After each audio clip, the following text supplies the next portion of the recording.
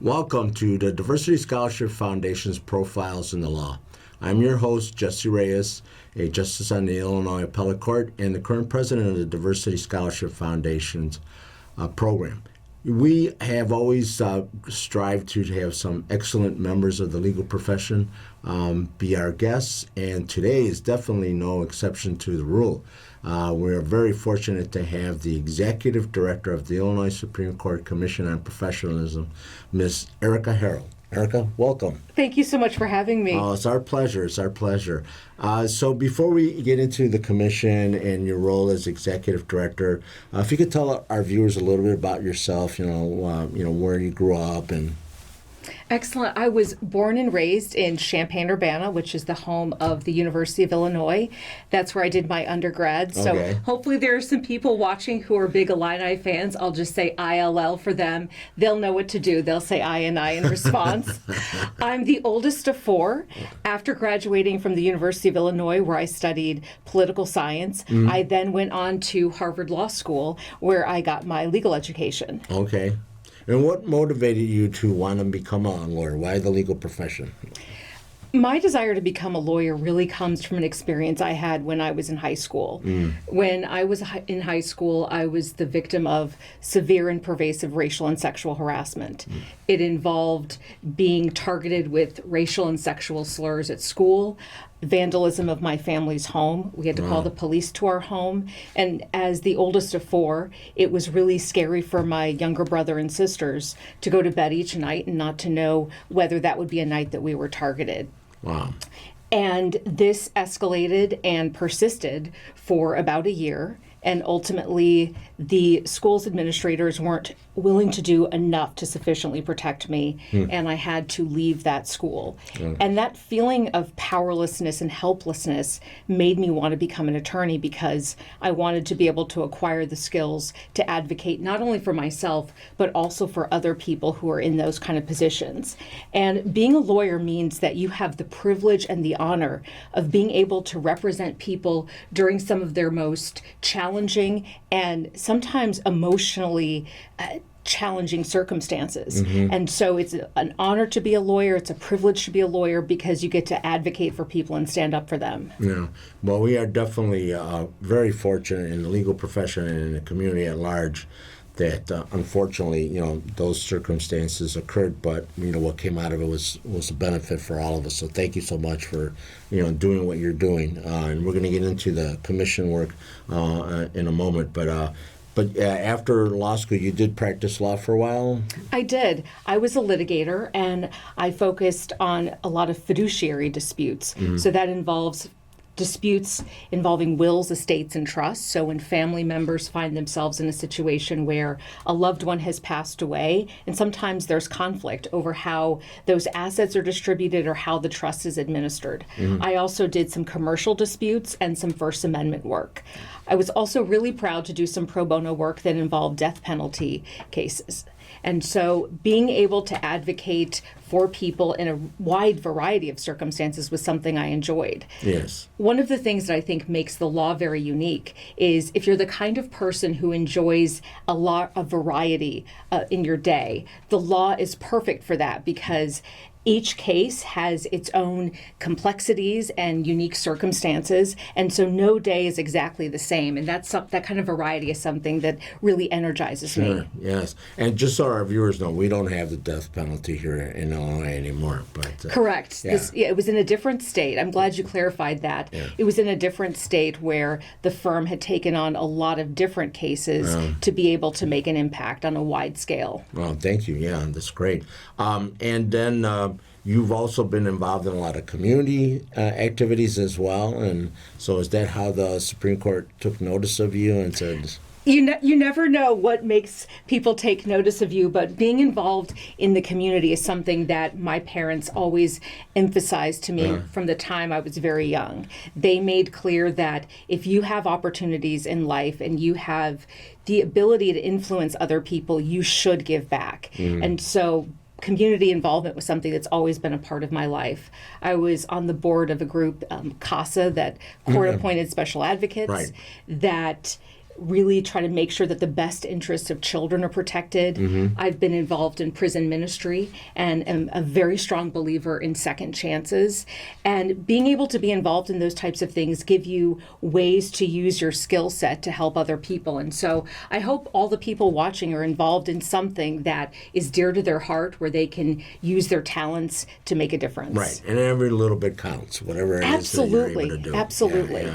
Yeah. And one of the other things I was going to mention is the fact that you're part of the commission, but can you tell us a little bit about the commission, how it started and, where we're at today with regards to the commission, so our viewers know a little bit about it? The commission was created by the Illinois Supreme Court more than 20 years ago, so we've been around for a long time, which is wonderful. And what the court empowered the commission to do is to promote civility, inclusion, ethics, and integrity among Illinois lawyers, judges, and law students. We do that through a wide variety of educational programs. We have a lawyer-to-lawyer mentoring program that pairs more experienced attorneys with newer attorneys to give them a strong foundation of professionalism. We do continuing legal education for lawyers and judges, and we focus on a wide variety of topics. So everything from bullying in the legal profession to navigating the ethics of artificial intelligence in the legal profession, inclusion, prioritizing mental health and well-being. We really want lawyers to live, and judges, to live up to the highest values of the profession: legal excellence, integrity, and justice. And so we try to give them aspirational activities to live up to that, and then practical ways of incorporating that into their daily lives. And this is a statewide effort. This is a statewide effort, and we are very fortunate that the Supreme Court was very early in recognizing the importance of having an institution like this. So Illinois is fairly unique because not all states have these kind of commissions, and we're grateful that our court prioritizes this. We also do professionalism orientations in law schools, and you always are very gracious in donating your time. My pleasure, And leading the students in a pledge of professionalism, getting them to think at the very beginning about being civil, not being the kind of attorney that is yelling at other people and really actually causing injustice in the system. And so we appreciate everything that you do. No, thank you. And I think it is important because it gets the students to realize very early on that we are members of a profession. It is a profession, and we must conduct ourselves professionally at all times. And I always appreciate the effort to be able to talk to the students. So thank you very much for that.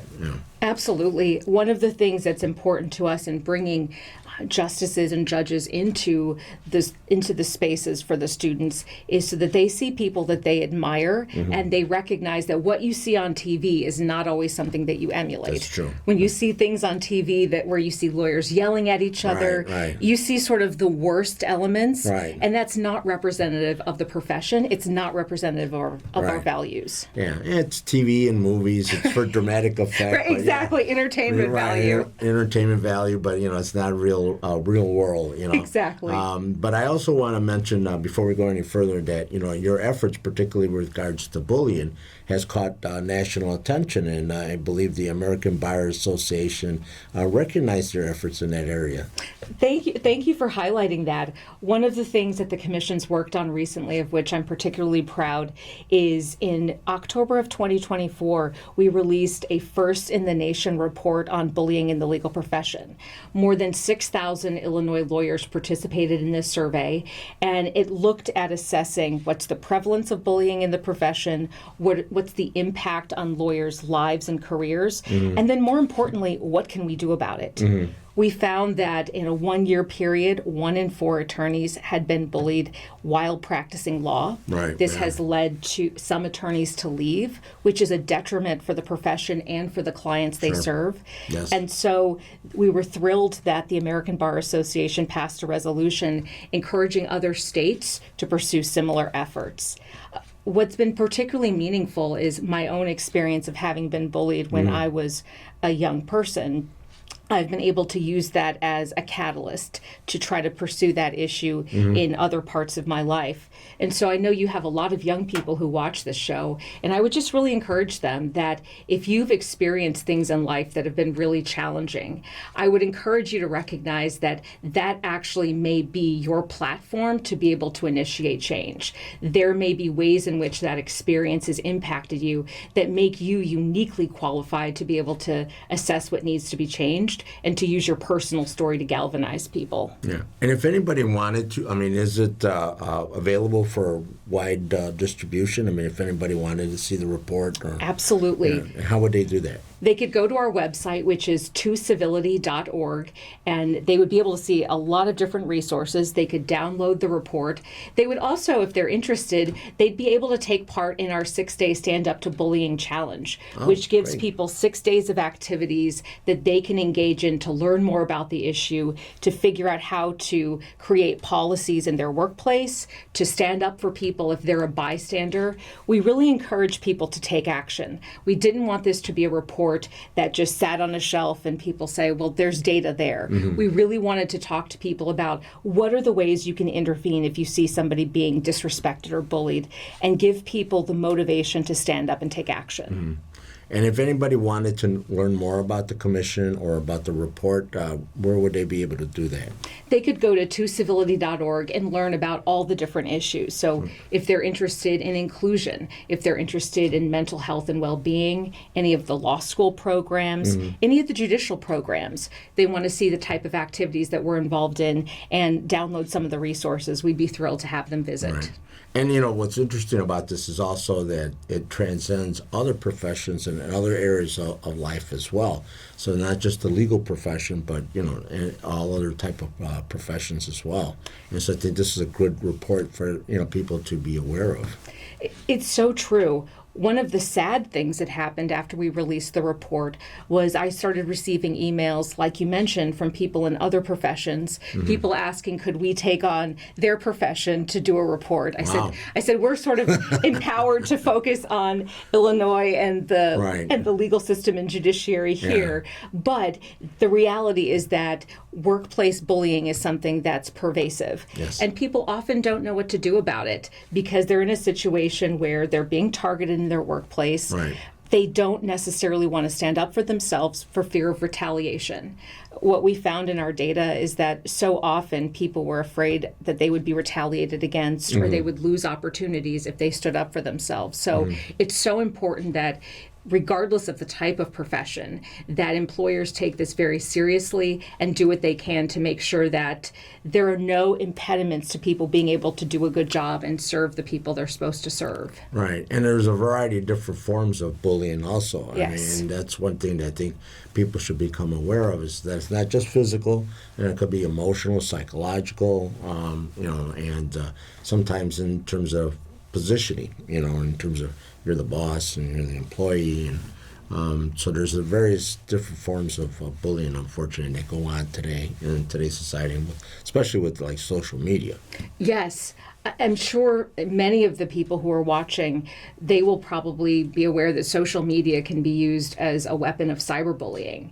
I know when I was younger, social media was not something that I had to necessarily worry about.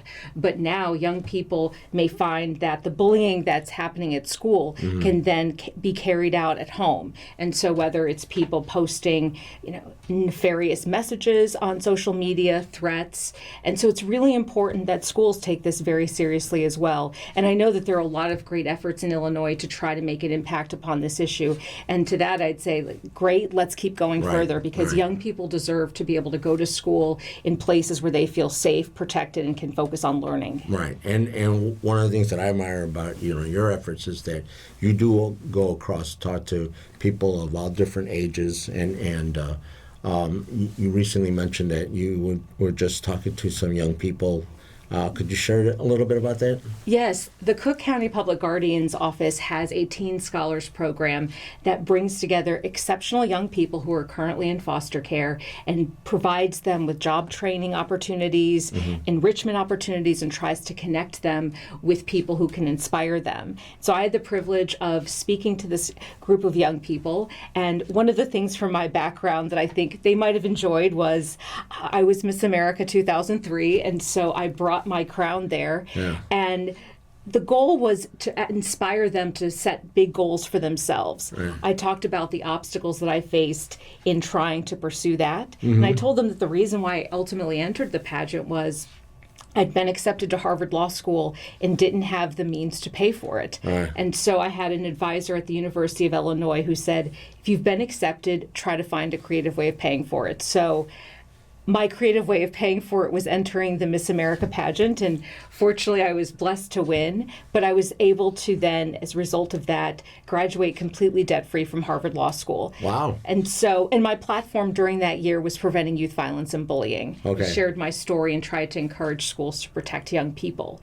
But I was trying to tell all the young people there that they have similar gifts and talents, and that no obstacle that's in their way should be the thing that prevents them from maximizing that talent and potential, and also making them aware of all of the people and resources in the state, people who want to invest in them. So for anyone who's watching right now who's found themselves facing adversity, there are people who want you to be successful, and we need you to be successful because you have unique talents and gifts that only you bring to the table. Right, and that's a great example of thinking outside the box. Definitely outside of the box. Yeah, thinking creatively in terms of, okay, I have a little problem here, how do I resolve it, or how do I address it, right? And Absolutely. And that year ended up being one of the best years of my life because nice. I was able to travel about 20,000 miles every month. I went all across the country and saw just the diversity in our country. I was able to work with the military to support military families. And I learned so much because I won when I was 22 years old. And it was a crash course in all of the diversity in our country and the ways in which we need to work together to try to make improvements within our country. Oh, that's fantastic. And I got to wear a crown, so there was that. There you go. Did you get to keep it or no? I did get to keep it, and nice. So I did actually allow a lot of the young people to wear the crown. Really? And so, wow. I didn't bring it today. I didn't think that was this kind of format, but I still do have it. Oh, wow. Well, and that in and of itself probably inspired a lot of young ladies to maybe try to pursue becoming Miss America. Maybe it encouraged them to become Miss America, but I told them, whatever it is that's your unique dream, that's what I want you to take from this. Yeah. To recognize that things that seem very lofty and maybe outside of what you think is possible, go for it. Yeah. And I had them kind of write a letter to their future self where they were to write down what they hoped to accomplish, to also write down things that they had overcome and to express pride in doing that, and to really think about 5 or 10 years from now what it would feel like to be able to accomplish those goals. Because I think sometimes in order to pursue things, we have to take physical steps to actually make it feel more real. So that's something people can do at home of any age. Journaling is really key. Really finding ways to process the things that are happening in your life and in our world, and thinking about how you can propel yourself forward. Well, thank you for doing that, and then also thank you for sharing that, because I think, you never know if you're able just to reach one person, right? Absolutely. Yeah. Absolutely. Yeah. So you have accomplished a lot as executive director, but what are some of your future plans? Can you share those with us in terms of the commission? I'd be happy to, but I want to say a key value of the commission is collaboration. So anything that the commission has been able to accomplish, we have a very talented staff. We have the support and the encouragement and empowerment of our great Illinois Supreme Court and bar associations all throughout the state. So any success and accomplishments that we have really have been a team effort. But one of the things we'll be working on is looking at at artificial intelligence and helping lawyers in Illinois figure out how to both harness the efficiencies of AI, but also to do so in a way that's really ethical. So what I mean by that is we want people to make sure that they're protecting their clients' privacy. If they're using the efficiencies of AI, we want to make sure that the privacy is protected. We also want to make sure that lawyers are still exercising their independent judgment. When people reach out to a lawyer, they want someone they can trust. They want someone that can communicate to them in a way that they understand and that can personalize the advice for their circumstances. Right. So we want lawyers to think about how to be proactive in using AI in a really powerful way to serve people. We're also going to continue implementing some of the recommendations from the Bullying in the Legal Profession report. There were recommendations focused on the judiciary, law firms, for individuals, bar associations. We've been collaborating with stakeholders in the state and nationally on codifying and implementing some of those recommendations, and we're going to continue doing that. Okay. And in AI, I think it's important because, it's transcending all different ages and groups and professions, and it's still evolving. Yes, it's not something that's all set in stone yet, and so there's very aspects that are benefits, but there's aspects of it that are detrimental. And so I think going into that area and trying to explain that is very important. Absolutely, and getting people to think about how they can protect themselves as this evolution is happening. One piece of advice we would give is to think about the skills that you have, the human skills that cannot be replaced by AI. Right. So certain elements of advocacy, certain elements of relationship building, certain analysis, critical thinking, problem solving. Those are the kind of skills that AI can't replace because it doesn't have human experiences. It doesn't have some of the unique qualities that human beings can bring to a situation. Right. Even if you think about negotiations, if you have a good relationship with opposing counsel, you may be uniquely equipped to figure out what is the win-win that we can both bring for our clients. AI can't do that. And so lawyers and people of all backgrounds should really focus on boosting those skills because that's what will make you powerful in the age of AI. Right. And to your point also is the Illinois Supreme Court has kind of issued a rule regarding Yes. AI, which I think is very important for everybody to know and realize that yes, but you have to do it very carefully and Absolutely. responsibly. Yeah.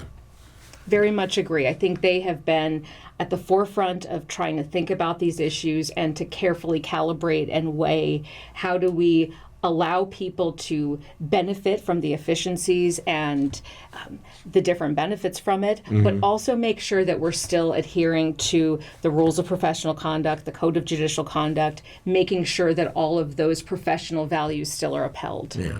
And again, I just want to applaud you for your continual efforts of reaching out to the public and working with like you said, the bar associations and all the other entities with regards to the legal profession. Because I think it's very important to be able to see somebody in your position, out there with the rest of us and being collaborative in terms of all your efforts. And on behalf of the Diversity Scholarship Foundation, I want to thank you for doing that. Thank you. It's very important, be able to talk about some of these issues that some people sometimes don't want to talk about, right? It's truly an honor and a privilege. I enjoy this role so much because I feel like I can serve and work with great people, and it's an honor. Yeah. And also with your work with bullying, because it is one of those topics that a lot of people don't want to talk about, but it's a topic that also needs to be addressed and put to the forefront in terms of some of the harm that is being instituted as a result of it. So thank you again for all of that. Thank you. Yeah. And it has been indeed a pleasure. Unfortunately, our time has run. It went quickly. I know, but and I know there's a lot more that we could talk about. But I want to thank you definitely for being here and taking your time out of your busy schedule to participate in this program. And I want to wish you continued success in all your endeavors with regards to the commission and outside the commission. Thank you so much. The same to you. Yeah, thank you. And it's, again, this has been the Diversity Scholarship Foundation's Profiles in the Law, and our guest has been Erika Harold, who is the Executive Director of the Illinois Supreme Court Commission on Professionalism. And it has been indeed a pleasure this afternoon to have her as our guest.